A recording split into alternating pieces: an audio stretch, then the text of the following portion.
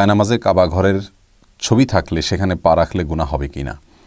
ভাই তাজুল ইসলাম, খুবই গুরুত্বপূর্ণ একটি প্রশ্ন আপনি করেছেন। আমাদের দেশে অনেক জায়নামাজ বা মুসাল্লা আমরা যেটাকে বলে থাকি, এগুলোতে দেখা যায় যে কাবার কোনো ছবি সেখানে দেওয়া থাকে, অথবা মসজিদুল হারামের কোনো স্থাপনার ছবি, কোনো মসজিদের ছবি বা যে কোনো ছবি অনেক সময় অঙ্কন করা থাকে। এরকম জায়নামাজের উপরে সালাত আদায় করলে সালাত হবে কিনা একটি প্রশ্ন। আর কাবা ঘরের ছবি থাকলে সেখানে আমরা যদি সালাত আদায় করি, সেখানে পাও আমাদের লাগতে পারে, আমাদের নিতম্ব লাগতে পারে জায়নামাজের উপরে, তো এতে কাবা ঘরের প্রতি অসম্মান প্রদর্শন হবে কি না, টোটাল বিষয়টিকে সামনে রেখে আমরা বলতে চাই যে এরকম জায়নামাজের উপরে যদি সালাত আদায় করেন কেউ, সালাত হয়ে যাবে ইনশাআল্লাহ বিসমিল্লাহ, সালাত হবে না, বিষয়টি সেরকম নয়, তবে এটি অনুত্তম একটি কাজ। কারণ বুখারী মুসলিম একযোগে বর্ণনা করেছে যে আম্মাজান আয়েশা রাদিয়াল্লাহু তাআলা বর্ণনা করেছেন, রাসূল করিম সাল্লাল্লাহু আলাইহি সাল্লাম একবার কোন একটা কাপড়ের উপরে সালাত আদায় করেছেন। সেই কাপড়ের উপরে কিছু অঙ্কন করা ছিল।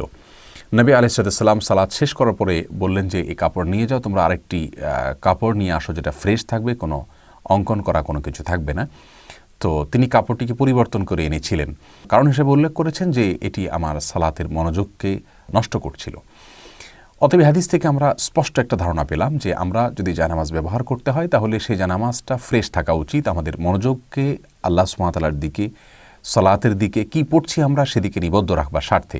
যদি জায়নামাজের উপরে কোনো ছবি টবি থাকে, সেটা হোক কাবার ছবি, তাহলে কাবার দিকে মনোযোগ যাবে, আমাদের সেদিকে মনোযোগ নিবদ্ধ হবে, আমরা সেদিকে ব্যস্ত হয়ে পড়ব।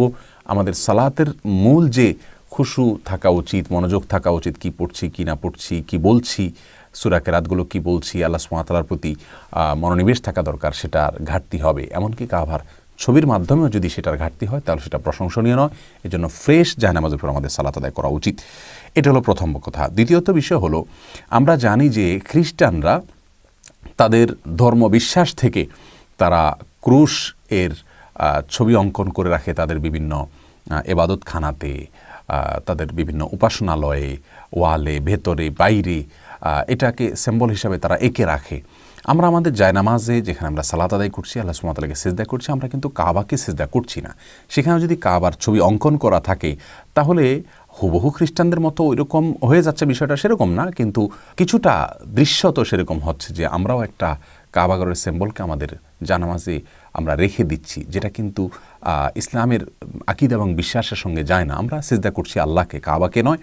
অতএব কাবা আমার সিজদার জায়গাতে বা জায়নামাজের সামনের অংশে যদি থাকে তাহলে সেটি কেমন যেন খ্রিস্টানরা যেরকম ক্রুশকে তাদের ইবাদতখানা সিম্বল হিসাবে রাখে, আমরা আমাদের কাবাকে জায়নামাজে রেখে দিলাম, কিছুটা তার সাথে মিল হয়।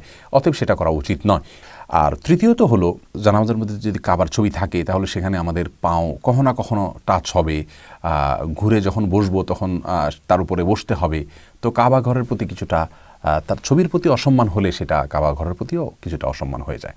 এই জন্য আমাদের এ ধরনের জায়নামাজ অ্যাভয়েড করা উচিত, যেটাতে কাবা অথবা হারামের কোনো ছবি থাকবে, মসজিদের কোনো স্থাপনার কোনো ছবি থাকবে, এগুলোর উপর আমরা সালাত আদায় করব না। করলে সেটা মাকরুহ হবে, অপছন্দনীয় হবে। যদি কেউ সালাত আদায় করেন, সালাত হয়ে যাবে, কিন্তু এগুলোকে অ্যাভয়েড করা উচিত। ফ্রেশ জায়নামাজ কেনা উচিত। আল্লাহ তাআলা আমাদের সবাইকে তৌফিক দান করুন।